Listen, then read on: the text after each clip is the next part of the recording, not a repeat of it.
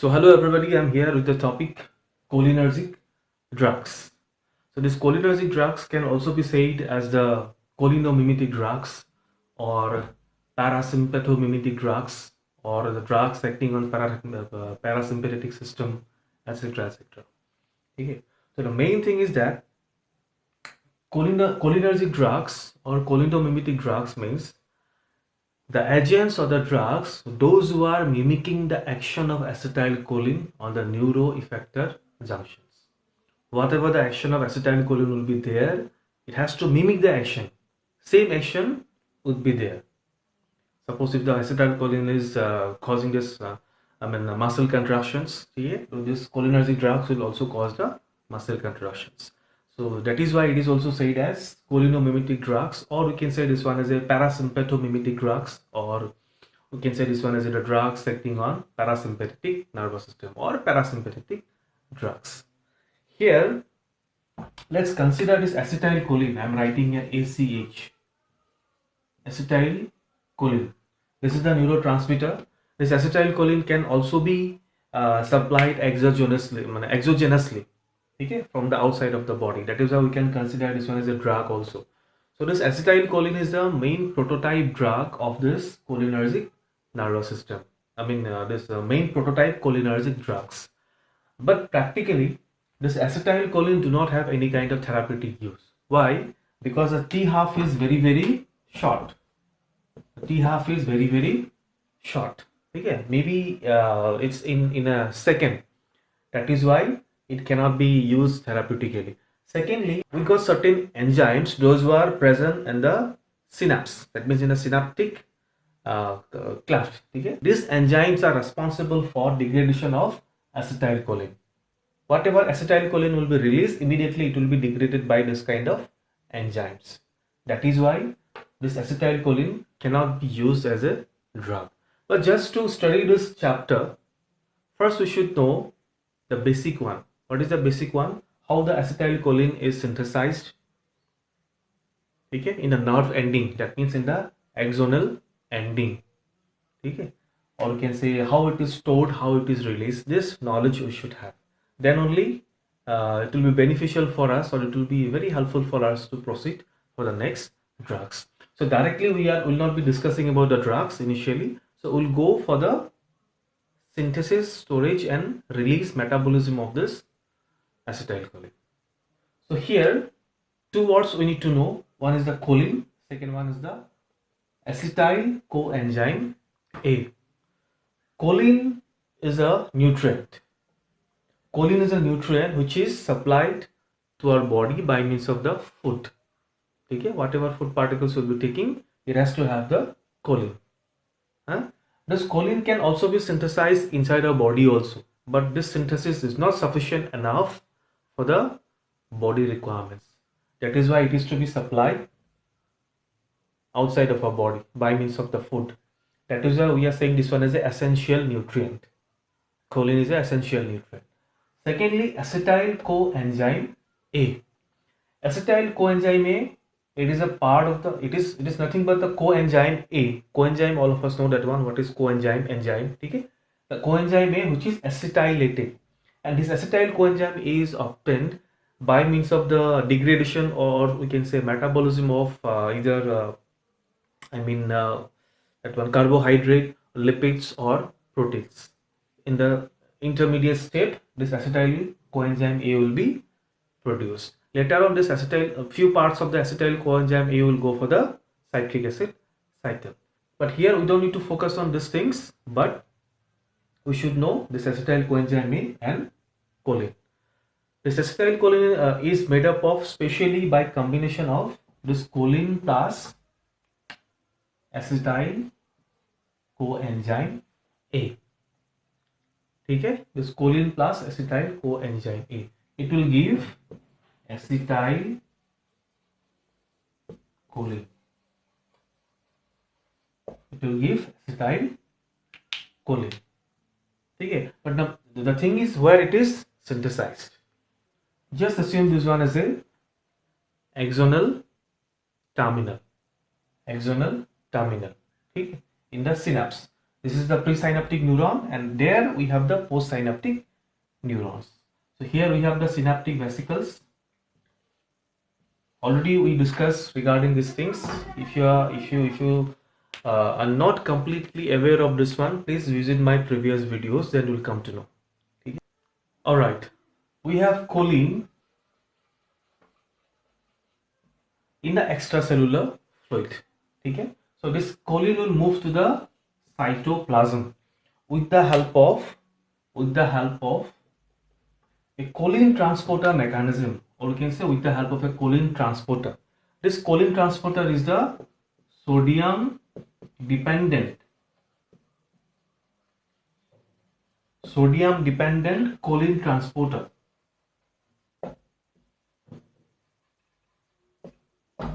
Sodium dependent choline transporter. Okay. Now this choline will enter to the cytoplasm. Next, what will happen? We need acetyl coenzyme A. This acetyl coenzyme A will be formed in the mitochondria. Okay. But from the mitochondria, again it can enter here. From mitochondria, I'm writing here acetyl coenzyme A. It can enter from the mitochondria to the cytosol or cytoplasm by means of some unknown mechanisms. The mechanism is still unknown. Okay. Now here we have the acetyl coenzyme A plus we have the choline, CHOLINE, choline. This both the things will be combined together and it will form acetylcholine. Where it will be formed? In that axonal terminal. The reaction in between acetyl coenzyme A and the choline is facilitated by an enzyme. It is facilitated by an enzyme which is said as the choline acetyl transferase, which is found in the cytoplasm. Okay, which is found in the cytoplasm. So better I can write in this way. Acetyl coenzyme A will combine or it will react with the choline to form the acetylcholine with the help of choline acetyl, A for acetyl, T for transferase. Choline acetyl transferase. Now the synthesis is over. Okay, synthesis is over. So again, I am just revising this one. If you just look at this picture, you will come to know. We have the choline in the extracellular fluid. This choline will be actively taken up by the cytosol with the help of a sodium dependent choline transporter mechanism. It is a transporter mechanism. It is a kind of it's a kind of gate where with the help of sodium it will open and choline will be actively taken up. Okay, we are saying this gate is a sodium dependent choline transporter. That means for the opening of this channels there has to be an influx of sodium. Okay. Now again we have the acetyl coenzyme A. Acetyl coenzyme A, already I told you where it will be formed. It will be formed by the degradation of either carbohydrate, protein or lipids. But these things are formed or synthesized in the mitochondria. From mitochondria it is also taken up by the axonal terminal by means of some unknown mechanisms. The mechanism is still unknown. Finally, the acetyl coenzyme A will react with the choline with the help of an enzyme. This is what we call as the choline acetyl transferase. Choline acetyl transferase. ठीक है? These things to be remember only. समझने के लिए कुछ नहीं. Now, finally the acetylcholine will be formed. ठीक है? Here one thing we must remember. We have a compound called as hemicolinium. CHOLINIUM. ठीक है? Hemi, HEMI, hemicolinium. This hemicolinium can block this kind of transporter mechanism. I'm writing here a inhibition sign. So this hemicholine compound can block this kind of sodium dependent choline transporter mechanism. Then what will happen? There will be no uptake of the choline, there will be no formation of the acetylcholine. Okay, so this sodium dependent choline transporter mechanism can also be said as a rate limiting step. It is also the rate limiting step. If there is a excess of acetylcholine, then immediately it will be closed. Okay, further no formation of the acetylcholine. All right, so we have seen how acetylcholine is synthesized. Synthesis is over. The next part is the storage. This is what we call as the vesicle. Okay, synaptic vesicles, which will be there in the axonal terminals. So in the previous videos already we have seen key whatever the neurotransmitter will be released, it will be stored there in the vesicles. Suppose here it is storing, here also it is storing, here also it is storing. Okay. The storage, especially in case of the acetylcholine, there is a need of VAT,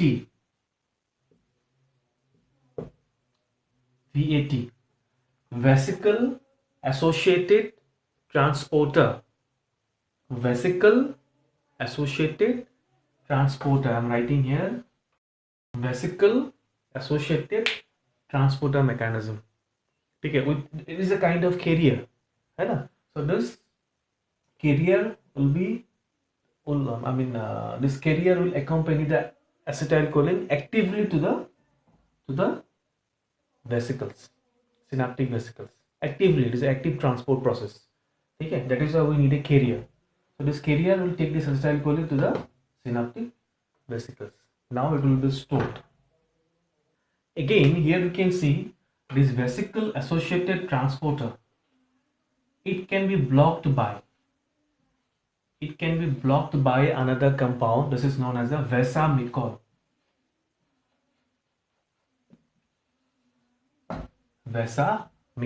All right.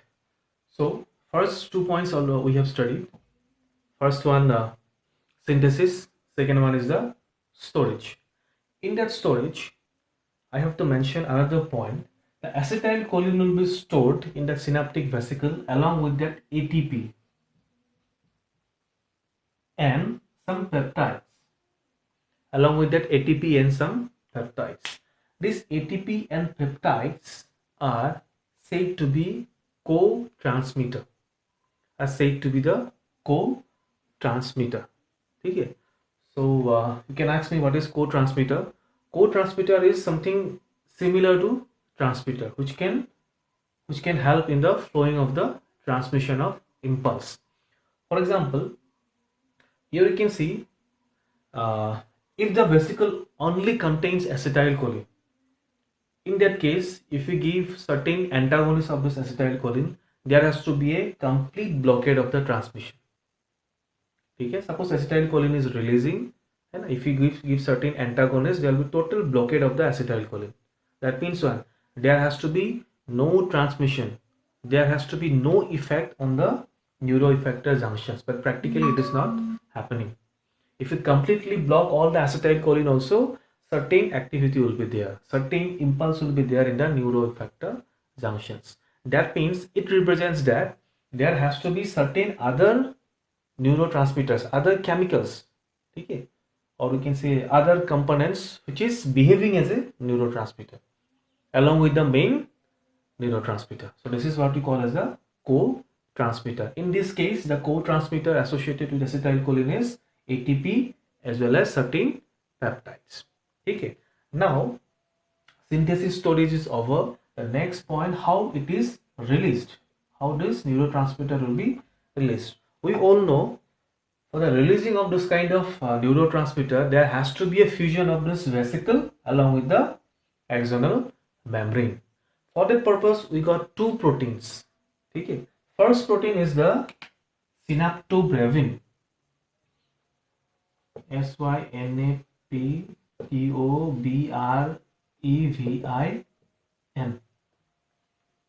Synaptobrevin as well as syntaxin. syntaxin.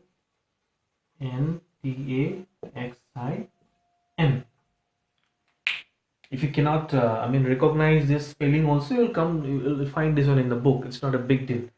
Synaptobrevin, synaptobrevin, and syntaxin, syntaxin. Okay.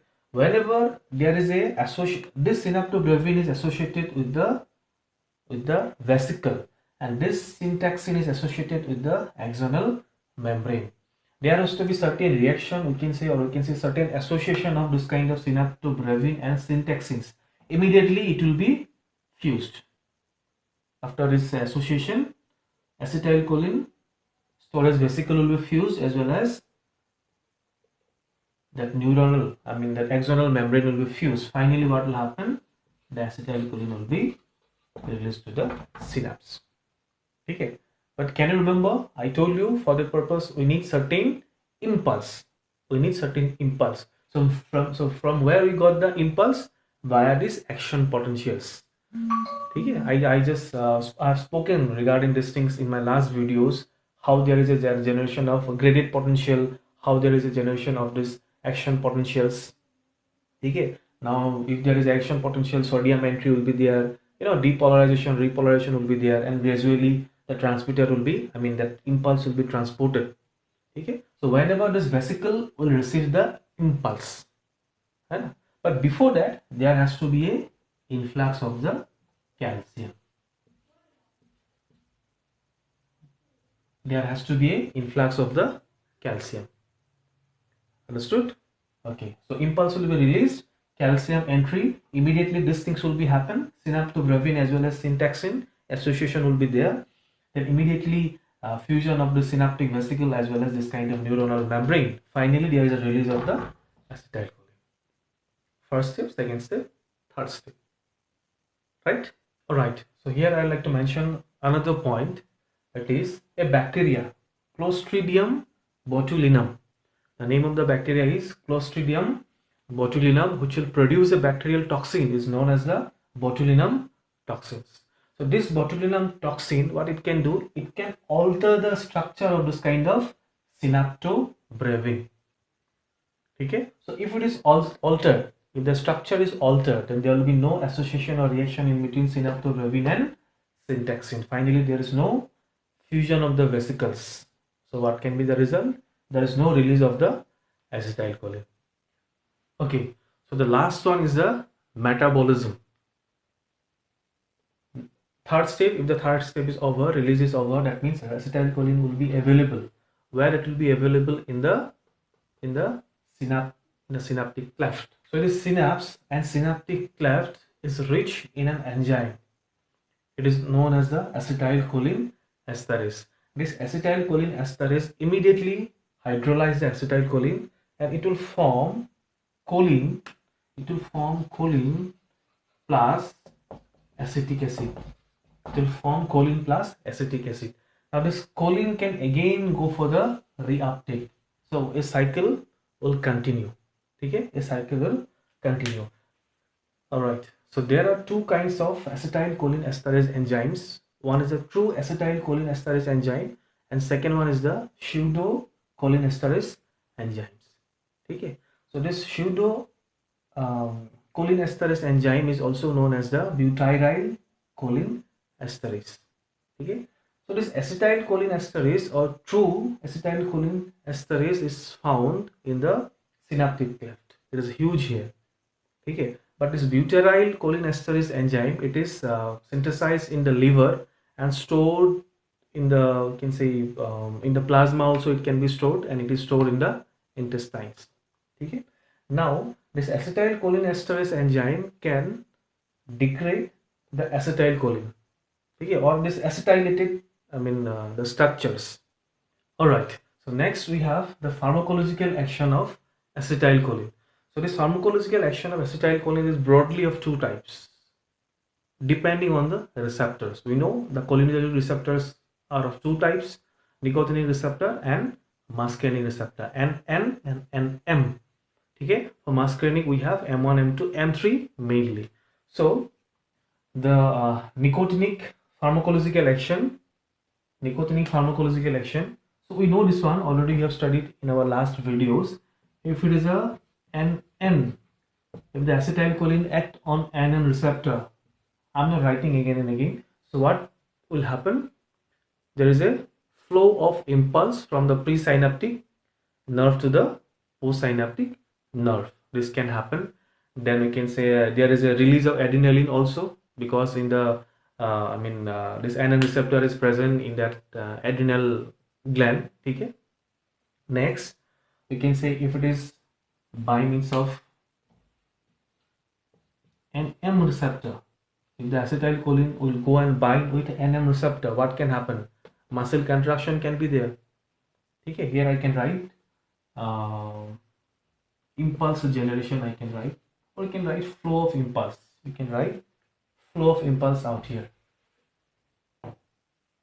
Okay, flow of impulse.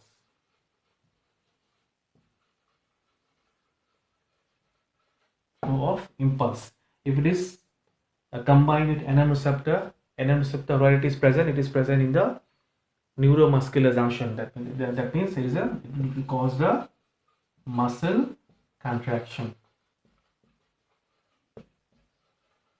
It will cause the muscle contraction. Okay. So this is about this nicotinic actions. Now the muscarinic action, that means if the acetylcholine is bounded or getting bound with the muscarinic receptor, we have M1, M3, M3 receptors. The overall, already we have studied in the chart. I just gave you one chart. You just have a look at my previous videos. There I have given you one chart, the receptor location and functions. But here we'll be studying as organ wise. Okay. For example, number one, we have in the eye. What will be the pharmacological action of acetylcholine in eye? So here you can see, in case of the eye, suppose this is a rough structure of eye. I'm just drawing the anterior part of the eye, not the posterior part. Here also you'll find, suppose this one is a choroid we have, then here we have the ciliary muscle. Okay? This is also ciliary muscle. This is what you can say as the iris. Lens, and these are the suspensory ligament. You have studied these things in anatomy and physiology already. And here we have the cornea. Okay? Now what will happen in case of the eye? This is the iris. The iris is having two kind of muscle. One is a radial muscle, second one is a circular muscle. Suppose if I draw this one, and you know this iris will have this kind of structure. If I show you, okay, the iris will have this kind of structures. This kind of structures. So this iris will form the pupil. Okay, suppose this one is the pupil we have. So pupil is what? Is a kind of hole through which the lights can pass through, right? So suppose this one is the pupil, we have this kind of circular muscles. We have this kind of circular muscles, as well as we have radial muscles also, this kind of radial muscles. Now the circular muscle of the iris contains M3 receptor. First point. Second, the ciliary muscle or ciliary body, it contains M3 receptor, as well as the lacrimal glands of the eye. Okay, the lacrimal glands, tears, secretion of tears, it contains the M3 receptors. Now what will happen if you give the acetylcholine? These receptors will be activated. The first thing, the circular muscle of the iris will be contracted. This way it will be contracted. Okay, this means what? The pupil size is getting decreased or increased? Of course, the pupil size is getting decreased. Smaller pupil size. This is what we call as the meiosis. Okay. Secondly, what will happen? The ciliary muscle will also get contracted this way. Suppose this was the ciliary muscle, it will get contracted this way. Now finally what will happen? The suspensory ligaments will be loose enough. If it is contracted, the suspensory ligament will get loose. Okay? That means what will happen? That lens will become more convex. So if it gets more convex, then what will happen? It is very easy for the eye or for the lens to focus for the near vision. This is what we call as the accommodation of eye. We studied in the anatomy and physiology. Okay, this is what we call as the accommodation of eye. Okay. Now, uh, again, we know one word, intraocular pressure. Okay, intraocular pressures. So here we have that aqueous humor, right? Aqueous humor is composed of,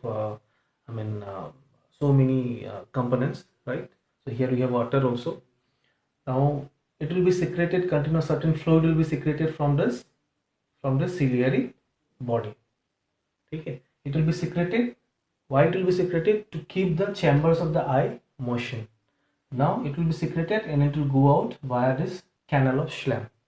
It will be secreted and go out via this canal of Schlemm. Okay. So sometimes what happens, there is an increase in the intraocular pressure of our body by two conditions. First one, there may be increase in the secretion, okay, of this kind of fluid, or there may be a decrease in the excretion of this kind of fluid. In both the conditions, intraocular pressure will be increased. I can write here, in both the conditions, intraocular pressure will be increased. Finally, it can lead to the disease. This is what we call as the glaucoma.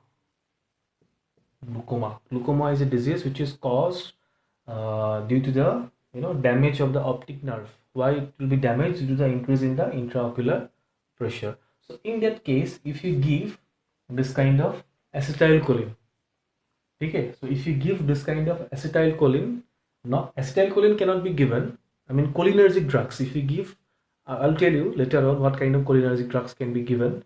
So this cholinergic drugs, what it can do, it can cause the contraction of canal of, this ciliary body can be contracted. Suppose, just assume I'm drawing this way. Here we have small canal of Schlemm. Okay, canal of Schlemm. Now if suppose this muscle is contracted, that means what is the condition of the hole? Forcefully the hole will be larger. Contraction of muscle forcefully, suppose this one is the hole, this way, okay, here you can say, suppose this one is the hole. If forcefully it is contracted, the hole, this is the muscle. If it is forcefully contracted, what will happen? The hole will be larger, and easily what can happen, the fluid can go out of the eye itself. So there is a decrease in the intraocular pressure. So, all right, so next we have the salivary glands. I think regarding salivary glands already we mentioned in my previous videos, right? So it contains M3 receptor. Because of this one, what will happen? There is an increase in the saliva. But it will be the watery saliva. Okay?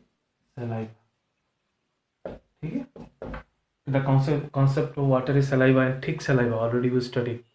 Okay? If you are not aware of this one, please visit my previous videos, which can lead to the secretion of watery saliva, which can lead to the secretion of thick saliva, already we mentioned. But you should remember, again I'm telling you, salivary glands will have M3 receptor, acetylcholine will bind it M3, it will make the production of watery saliva. So next we have the lungs. So in case of lungs, we just think of two components. One is the bronchial muscle,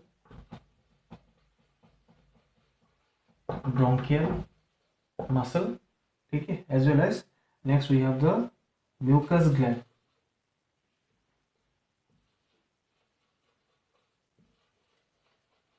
Mucus gland of the bronchial muscles. Both contain, bronchial muscle and the mucus gland of the bronchial muscle contain M3 receptors. Both contain M3 receptors. So what it can do, it can cause the bronchoconstriction. I'm just writing C. Bronchoconstriction, like contraction of the bronchial muscles. Bronchoconstrictions, and the mucus gland will lead to the secretion of mucus, increased mucus secretion. increase mucus secretion. That is about the bronchial muscle and mucus gland. Alright, so next one we have the gastrointestinal tract. So in case of gastrointestinal tract, we can just think of the gastric parietal cells, gastric smooth muscles, gastric sphincters, gastric glands. Okay, so gastric parietal cells will have M1 receptor, which is responsible for the secretion of gastric juice. Okay, next we have gastric smooth muscles. If there is a, as this one is a smooth muscle, M3 receptor, it will cause the contraction of smooth muscles. More contraction of smooth muscle, it will lead to the gastric motility, when a speed of this, we can say movement of the bolus, gastric motility will be increased. So gastric sphincter will be released, as well as gastric glands will secrete some kind of juices. Because of that, defecation will be proper. Okay, defecation will be proper. Okay, so next one is the heart. Next one is the heart. In heart, just think of the conduction. SA node, AV node. Where this SA node, AV node will be there? In the atrium. In the atrium. In the atrium. Now next we have the ventricle. If you draw the structure of heart, ventricle. Okay. So this SA node and AV node is having the M2 receptors, and because of the activation of, because of this action of acetylcholine to the M2 receptor, there is a negative chronotropic effect. That means decrease in the heart rate, as well as the conduction block will be there. The conduction from SA node to AV node will be somewhat slow. Okay. So this ventricular muscle is having the muscarinic receptor, but it do not have any parasympathetic supply. I told you regarding this concept in my previous videos. Receptor is there, but there is no parasympathetic supply. Okay. So it can respond to the acetylcholine if it is given exogenously. बाहर से acetylcholine दे देंगे, that time there is a decrease in the ventricular contraction, force of contraction. But directly, endogenous acetylcholine do not have any kind of effect. Why? Because there is no parasympathetic supply. Right? Now the blood vessel. So in case of the blood vessel, we know we have the artery. I'm just writing here, artery and vein. Already we mentioned earlier, artery do not have any kind of parasympathetic supply, but of course it have the M3 receptors. Okay, there is no parasympathetic supply. That is why it cannot respond to the endogenous acetylcholine. But if it is given exogenously, bahar se de doge, then what will happen? It can cause the vasodilation of artery. Vasodilation of arteries. This vasodilation occurs as this M3 receptor directly can activate the EDRF, endothelial derived relaxing factor, which is nothing but the nitric oxide. It is present on the endothelial cells of the blood vessel, especially in the artery. Okay, so it will activate the EDRF, which will release the nitric oxide. Finally, there is a vasodilation. But the veins, systemic veins, neither have any kind of parasympathetic supply, nor it is having any kind of muscarinic receptors. This needs to be remembered. Okay, so next is the urinary bladder. Before that, we should remember liver and kidney do not have any kind of parasympathetic supply. Okay, that is why directly I am coming to the urinary bladder. So urinary bladder is having the M3 receptor, the detrusor muscle. Urinary bladder, the name of the muscle is detrusor muscle, is having the M3 receptor, as well as also the sphincter. Okay, the urinary sphincter is having the M3 receptor. So here I am writing detrusor muscle as well as sphincter. also have the M3 receptor. If there is activation of this M3 receptor by acetylcholine, it will cause the contraction of the detrusor muscle and relaxation of the sphincter. Contraction of the detrusor muscle, that means contraction of the bladder, and relaxation of the sphincter. Finally, it can cause the urination or voiding, we can say urination. So next organ we have the pancreas. The Acini cells of the pancreas, ACINI. Acini cells of the pancreas is having M3 receptor. Because of what? There is a secretion of the pancreatic juice. Secretion of the pancreatic juice. But we should remember that beta cells. Okay, if we the function of pancreas is exocrine as well as endocrine, it will secrete insulin as well as glucagon. But beta cells do not have any kind of M3 receptor or any kind of muscarinic receptor. Okay, so there is no effect. The only effect is in the Acini cells, which will lead to the secretion of pancreatic juice. So apart from this, we can speak about the sweat glands. Sweat glands is having M3 receptor. I'm not writing everything here. Sweat glands is having M3 receptor. It can cause sweating. Okay, then male sex organ, it can cause, because of the dilation of the blood vessels, it can cause erection of penis. Okay, then we have the central nervous system. In central nervous system, the acetylcholine is having certain excitation effects, excitatory effects, which can lead to convulsion also. Okay, so the effect of acetylcholine in case of the central nervous system, we'll have a detailed chapter later. From these chapters, you may get the question like write down about acetylcholine, write down about synthesis, storage, release and metabolism acetylcholine, classify cholinergic receptors. Okay, then write down the pharmacological actions of acetylcholine. If you find a question like write down the pharmacological action of acetylcholine, you have to answer this thing, that nicotinic actions as well as the muscarinic actions of different organs.